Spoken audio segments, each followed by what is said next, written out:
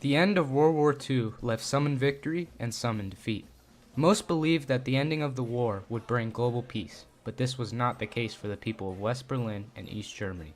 The Berlin Wall's overnight construction would change people's lives and stood as a physical symbol of separation and dysfunctionality of the nation for decades. Germany became divided after World War II and was split up into two parts. East Germany became communist, which left many people starving and poor. Many people began to flee from East Germany due to its horrible conditions. The Berlin blockade was a plan to cut off the Allies' ties to the Soviet-controlled parts of Berlin to attempt to remove the Allies' presence. The blockade lasted from June 24, 1948 to May 12, 1949. The Allies still were able to figure out a way to supply the natives with food through the Berlin airlift. Planes dropped food off through Berlin in response to the stop of their railroad supplies. After seeing that the people would just get food anyway, the Soviets lifted the ban on the Allied Railroad. The leaders of the Communist Party devised a plan to build a wall encircling West Berlin to keep people from leaving their controlled land. The Soviet leaders not only built the wall to keep their citizens, but also to maintain their power. If more democracy was applied, the more influence it would have on the Soviets. Life in East Germany was hard because of the unsuccessful communism being applied there. Food was very limited, and job earnings had gone down drastically. Many people were fleeing to the West, where the government was into rebuilding Germany, and food was more accessible to the people. This wall would be responsible for the separation of family, the loss of jobs, and death to anyone who wanted to leave.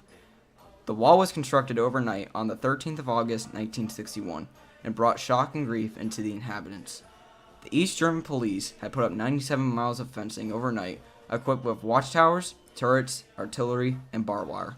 The reason for the construction of the wall was due to Soviet leader Nikita Khrushchev wanting a divided nation against the powers of the West. Some people were completely cut off from their families, who they had been with just a few days ago.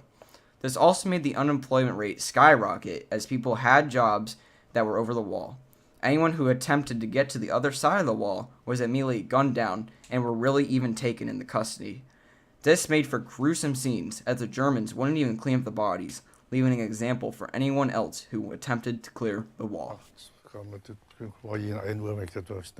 It was late at night, around 1 a.m., if I remember correctly. I got a call from the rail traffic controller asking me to come into the railway control center. So I went there, and these two guys handed me this order, and that was the end of that. We were a bit shocked at first, and the mood was pretty tense, but we just had to get on with it. Bisschen heikle Stimmung, ne? Aber wie gesagt, wir mussten damit fertig werden. Manfred obeys the order from above and suspends services between Falkensee and Berlin. S-Bahn drivers and passengers all over the area surrounding Berlin are faced with the same situation. S-Bahn trains from Oranienburg, Velten, Potsdam, Stahnsdorf, Teltow and Rangsdorf heading to Berlin reach the end of the line at the wall. It soon becomes clear that this is not a temporary measure. In the days after the wall goes up, the tracks are blocked using barbed wire and buffers. Later on, rails and bridges are often dismantled or tracks rerouted to go around West Berlin. During this time, the wall made international news. When the new news of the wall was found out in the USA in 1963, President Kennedy gave a speech denouncing the actions of the Soviet Union. He noted many times in German and English, "Let them come to Berlin." He denounced the wall multiple times through many speeches and always made sure to note that the wall had to be torn down. The problem with the wall was that it wasn't even solving any problems of the recently defeated Germany. The wall just made life worse for the German and Belgian citizens entrapped in it. Kennedy's speech triggered a chain reaction of protest about the wall across the USA and Europe. This city of Berlin, or your country of Germany, to the advance of freedom everywhere. Beyond the wall, to the day of peace with justice. Beyond yourselves and ourselves, to all mankind. Freedom is indivisible. And when one man is enslaved, all are not free. When all are free, then we can look forward to that day when this city will be joined as one, and this country, and this great continent of Europe, in a peaceful and hopeful globe. When that day finally comes, as it will, the people of West Berlin can take sober satisfaction in the fact that they were in the front lines for almost 2 decades. In May of 1972, the Transit Agreement was arranged by the Soviet Union to reduce pressure from the protests. This rule allowed for the families in the east side to cross over to the west. The only implication was that it had to be verified that there were a family emergency, which limited what families could do. But this was still progress. This gave the people of Germany hope, as it proved if they tried hard enough, they could eventually get rid of the Berlin Wall. It also rallied Germany as a whole, as it had been divided into 2 nations since 1945. It gave the people of Germany hope for the future and moving on from the past. As more times passed, the rallies and protests got more hardcore about the Berlin Wall. As the Vietnam War ended in 1975, the U.S. could focus more on global issues and the betterment of their allies going forward. This was a peace-filled phase for the people of America, as they were coming off almost 18 years of war. In 1987, Ronald Reagan gave his famous speech about tearing down the Berlin Wall, which would once again put loads of pressure on the Soviet Union and German government. At this time, the Soviet Union was growing weaker to the protest of their controlled territories of Estonia and Latvia. General Secretary Gorbachev, if you seek peace, if you seek prosperity for the Soviet Union and Eastern Europe, if you seek liberalization, come here to this gate. Mr. Gorbachev, open this gate. Mr. Gorbachev, tear down this wall. In 1989, over 1 million people joined a pro-democracy rally, which would be the final straw for the government.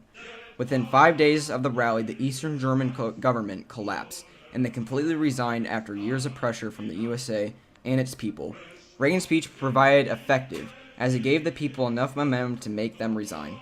This would lead to the start of the destruction of the Berlin Wall, issued by the government, and would finally give the people of Germany the freedom they wanted for so many years. With the Eastern German government out of the picture, and Germany no longer controlled by the Soviets, the wall became non-existent. The nation of Germany world became whole again in 1990, and democracy was established. The Soviet Union also collapsed in 1991, after Mikhail Gorbachev resigned as the last leader of the Soviets. The destruction of the Berlin Wall was also taking place during this time, and it would finally be torn down in 1992. This would end the 27-year reign of the Berlin Wall, and the people of Germany were overjoyed.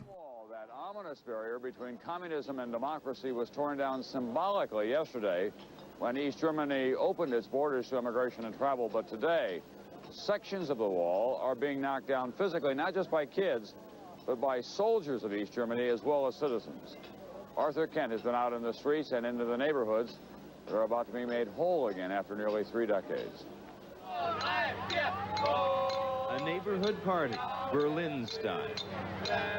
There's a big hole in the second wall. On the east side of the Berlin Wall, something new tonight, soldiers dismantling it, not guarding it with rifles.